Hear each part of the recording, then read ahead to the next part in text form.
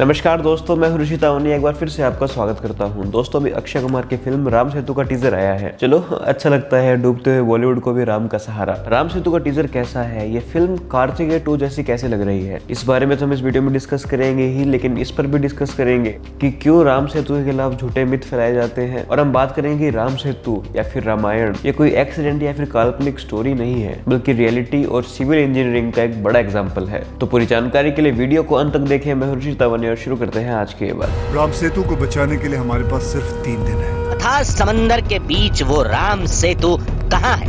Ram Setu express आने वाली है। आज समुद्र में डूबा हुआ राम सेतु राम का पुरातात्विक प्रमाण दे सकता है। दोस्तों, रामायण महाभारत हमारे ये पुराने इतिहास है, हमारे वो इतिहास है जिन्हें बार बार हमें मिथ बोलकर परोसा जाता है। लेफ्ट के हिस्टोरियंस के द्वारा काफी टाइम से ये प्रूफ करने की कोशिश की जा रही है कि रामायण महाभारत सब मिथ है। ये तो जो आर्यन इन्वेजन हुआ था उनके साथ ये ग्रंथ है। तेरा बाप यहाँ छोड़कर गया था कि तेरी माँ?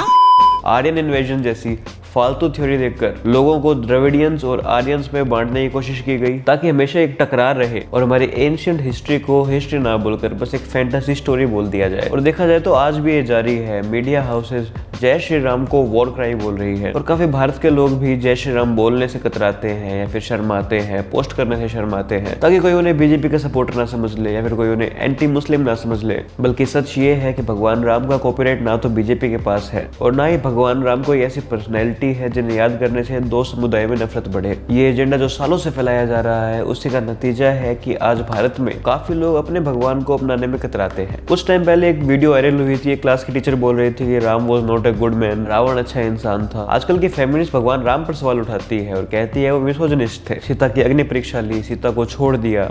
ऐसे सवाल उठाकर एक क्वेश्चन मार्क छोड़ देते हैं। वो अपनी रोटी का तो बंदोबस्त कर लेते हैं, मगर लाखों लोगों के मन में क्वेश्चन मार्क छोड़ देते हैं कि क्या सच में ऐसा था?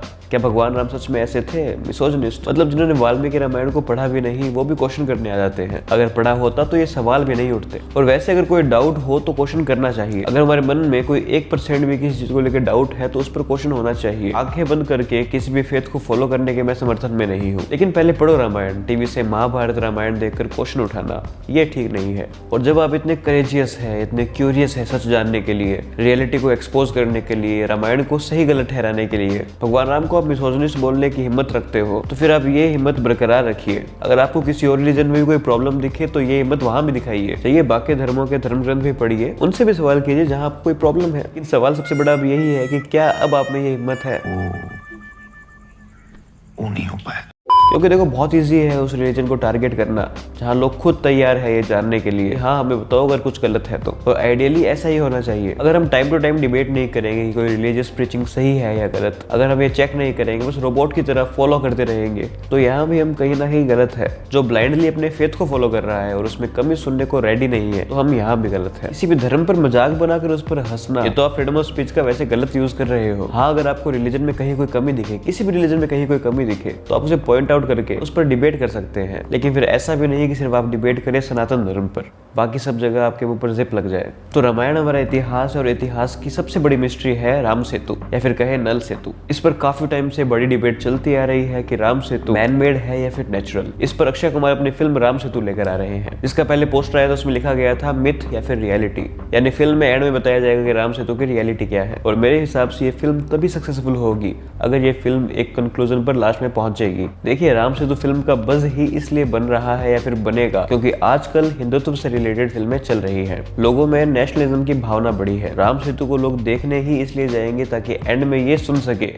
कि हाँ, राम सेतु भगवान राम की सेना ने बनाया था। और अगर फिल्म में लास्ट में कंफ्यूज्ड एंडिंग दे दी कि हाँ हो सकता है भगवान राम ने बनाया हो या फिर नेचुरल भी हो सकता है, तो भाई 100% अक्षय कुमार की ये इस साल की 5वीं फ्लॉप फिल्म होगी। अरे मुझे चक्कर आने लग गया। फिल्म का एंड इस हिसाब से करना पड़ेगा कि हाँ, राम सेतु और रामायण हमारा इतिहास है, इसमें कोई मिथ नहीं है। फिल्म में प्रॉब्लम क्या है वो तो हम एंड में बात करेंगे, लेकिन पहले बात करेंगे राम सेतु की और रामायण से जुड़े उन फैक्ट्स के बारे में जो ये प्रूव करते हैं कि रामायण और राम सेतु कोई मिथ या फिर कोई एक्सीडेंट नहीं है। पहला फैक्ट, भगवान राम का जन्म। भगवान राम का जन्म चैत्र महीने के 9वीं तिथि में हुआ था, जो कि महर्षि वाल्मीकि जी ने प्रथम कांड के 18th चैप्टर में लिखा है। साथ ही उस समय प्लैनेट्स की, स्टार्स की क्या पोजीशंस थी वो भी उन्होंने इसमें लिखा है। जब ये स्टार्स की, प्लैनेट्स की इंफॉर्मेशन अमेरिका से खरीदे प्लैनेटोरियन सॉफ्टवेयर में में डाली गई तो उसके हिसाब से स्टार्स और प्लैनेट्स की पोजीशंस 10 जनवरी 5114 BC को थी। यानी इनके हिसाब से भगवान राम का जन्म 10 जनवरी 5114 BC को हुआ था। और जैसा कि हम जानते हैं कि जो भी एंशिएंट सिविलाइजेशन रही है, जैसे चाइनीज, वियतनामीज, हिंदू, हिब्रू,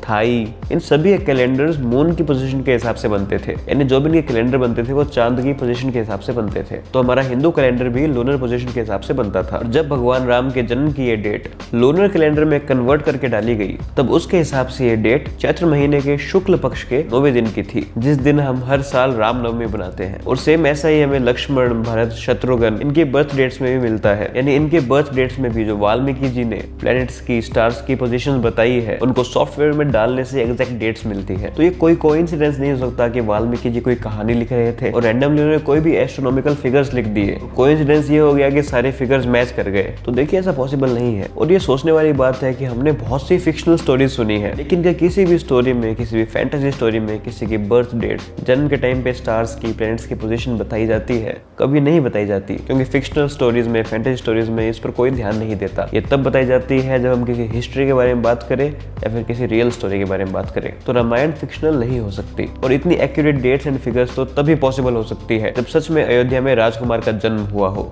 और पूरे भारतवर्ष में एक खबर पहुंची हो। सच यही है कि रामायण कोई फिक्शनल स्टोरी नहीं बल्कि हमारी हिस्ट्री है।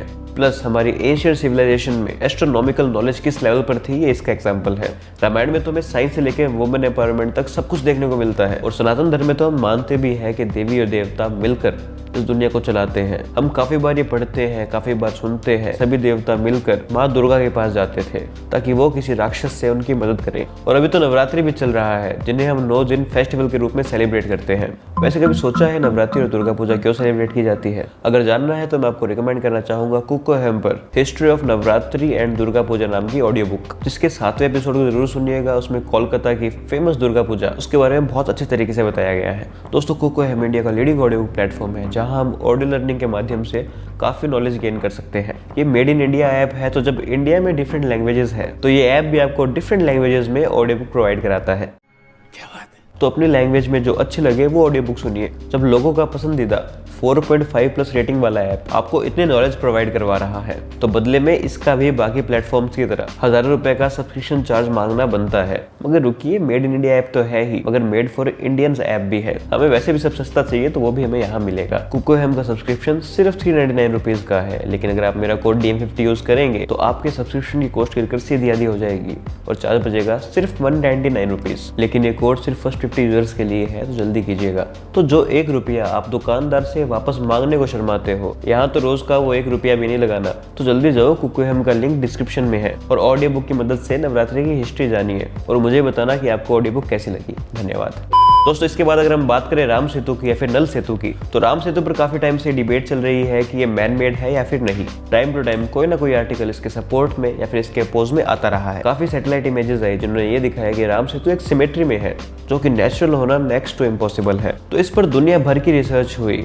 एक रिसर्चर चेल्सी रोज ने राम सेतु के पत्थर की कार्बन डेटिंग की ताकि ये पता लगाया जा सके कि ये पत्थर कितने साल पुराने हैं। कार्बन डेटिंग के बाद पता चला कि ये पुल के पत्थर लगभग 7000 साल पुराने थे, यानी रामायण के काल के समय के। तो जब रामायण में लिखे गए एस्ट्रोनॉमिकल फिगर्स, लूनर कैलेंडर्स की डेट्स, राम सेतु के पत्थर की कार्बन डेटिंग हमें 5000 साल BC पर ले जाकर खड़ा कर रही है, तो हमारी ये कौन सी इनसिक्योरिटी है जो हम ये एक्सेप्ट नहीं कर पा रहे कि रामायण और कुछ नहीं हमारा इतिहास है, भगवान राम हमारे पूर्वज है। कुछ लोग इस बात पर हंसते हैं कि पत्थर पर नाम लिखने से पत्थर कैसे तैर सकता है, लेकिन ये सच नहीं है। रामायण के युद्ध कांड में वाल्मीकि जी ने लिखा है कि वानर सेना के नल अपना इंट्रोडक्शन देते हैं कि मैं विश्वकर्मा जी का डिसेंडेंट हूँ, यानी भगवान विश्वकर्मा जी का वंशज हूँ। मुझ में भी उतनी काबिलियत है, मैं इतना कैपेबल हूँ कि समुद्र पर बांध बना सकूं। मुझे बांध बनाने की अनुमति दे, जिसे भगवान राम बाद में अनुमति देते हैं। युद्ध कांड में वाल्मीकि जी ने बाद में बताया कि नल के कहने पर वानर सेना द्वारा इन लकड़ियों के, अलग अलग तरह की लकड़ियां थी, उनका बेस बनाया गया, फिर उन पर पत्थर डाले गए, फिर उन पत्थरों पर थोड़े समतल पत्थर डाले गए और सबसे लास्ट में वो पत्थर डाले गए जो एक लेवल पर थे ताकि पुल थोड़ा समतल रहे।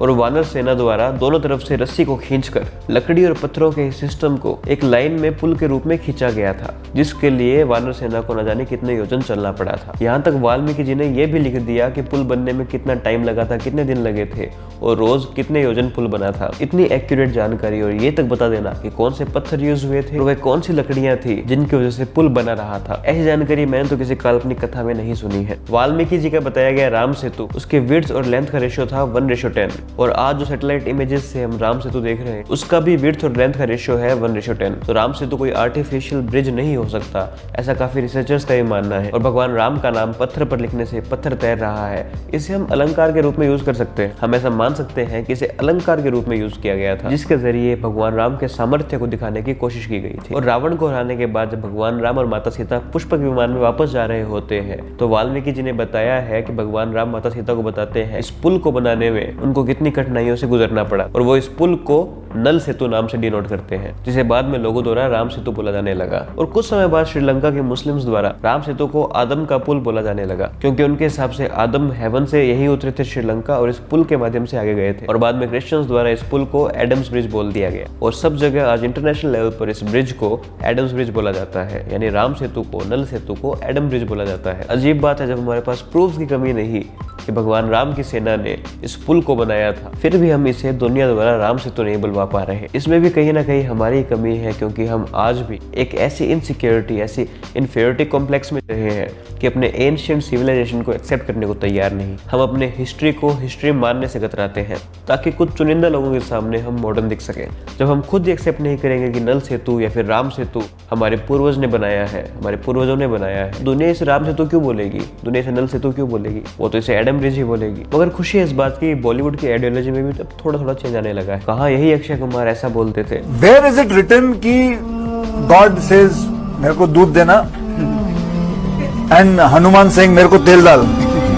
आई don't understand why are people wasting so much. और आज यही अक्षय कुमार राम भक्त भी बन चुके हैं, क्योंकि अब हवा राम भक्तों की है। तो अक्षय कुमार की राम सेतु फिल्म आ रही है, बहुत अच्छी बात है कि ऐसी आइडियोलॉजी वाली फिल्म में एक बड़े एक्टर आ रहे हैं, जो कि बहुत कम देखने को मिलता है। और अक्षय कुमार से आज भी लोगों को हेट नहीं है, क्योंकि अक्षय कुमार अगर 5 गलत काम कभी करते भी है तो 5 अच्छे काम भी करते हैं। लोगों को अक्षय कुमार से आज भी प्यार है। अक्षय कुमार के भरोसे भारत में मीम्स चल रहे हैं। इस फिल्म की एक बड़ी प्रॉब्लम होगी तो शायद ये होगी कि ये फिल्म कार्तिकेय 2 से काफी मैच कर रही है। वो फिल्म द्वारिका के राज से रिलेटेड एक एडवेंचर थ्रिलर फिल्म थी, ये फिल्म राम सेतु से रिलेटेड एडवेंचर थ्रिलर फिल्म है। दोनों का कॉन्सेप्ट, दोनों की थ्योरी सेम ही है कि हमें सिविलाइजेशन को सही प्रूव करना है। अब कार्तिकेय 2 तो खुद को सही प्रूव करके चली गई, लेकिन इस फिल्म की तुलना अब सीधे कार्तिकेय 2 से होगी, जो कि इस फिल्म को दिक्कत दे सकता है, क्योंकि बॉलीवुड अपना बॉलीवुड वाला एंगल दिखाए बिना रहता नहीं है। और फिल्म में जैकलीन फर्नांडिस भी है, जिसकी कोई जरूरत नहीं थी। लोग उन पर वैसे भी चिड़े हुए हैं, क्योंकि एक फ्रॉड के साथ वो नजर आई थी और मनी लॉन्ड्रिंग का भी शायद उन पर डाउट है, कोई केस चल तो रहा है। तो इस फिल्म में जैकलीन क्यों समझ से बाहर है। रामायण से रिलेटेड फिल्म आ रही है, इसलिए बहुत एक्साइटेड हूँ। भगवान राम हमारे पूर्वज है, उनसे हमें बहुत कुछ सीखने को मिलता है। लेकिन भगवान राम के नाम पर भी लोग देश में बटे हुए हैं। कई लोग इन्हें भगवान मानने को तैयार नहीं है, कई इन्हें मिथ मान रहे हैं, कई इनमें कमियां निकाल रहे हैं, इन्हें मिसोजिनिस्ट बोल रहे हैं। कईयों के लिए भगवान राम सिर्फ पॉलिटिक्स के लिए है, तो कईयों के लिए भगवान राम मर्यादा पुरुषोत्तम श्री राम है। भगवान राम जिनका जीवन स्ट्रगल में निकला है, आज ऐसा सिनेरियो बन चुका है कि लगता है उनका स्ट्रगल आज भी जारी है। दोस्तों, आपके इसके बारे में क्या विचार है कमेंट सेक्शन में जरूर बताइएगा। और हाँ, याद से कुकुहेम पर जाकर नवरात्रि की हिस्ट्री जरूर जानिएगा। और हाँ, अगर मेरा कोड DM50 यूज करेंगे तो आपके चार्जेस कटकर सीधे आधे हो जाएंगे, लेकिन ये फर्स्ट 50 यूजर्स के लिए तो जल्दी जाइए, लिंक डिस्क्रिप्शन में है। दोस्तों, आज के लिए बस इतना ही। अगर आपको वीडियो पसंद आई तो लाइक करना ना भूलें, ज़्यादा से ज़्यादा शेयर करें और हमारे चैनल को सब्सक्राइब करके बेल आइकन दबाना ना भूलें। धन्यवाद।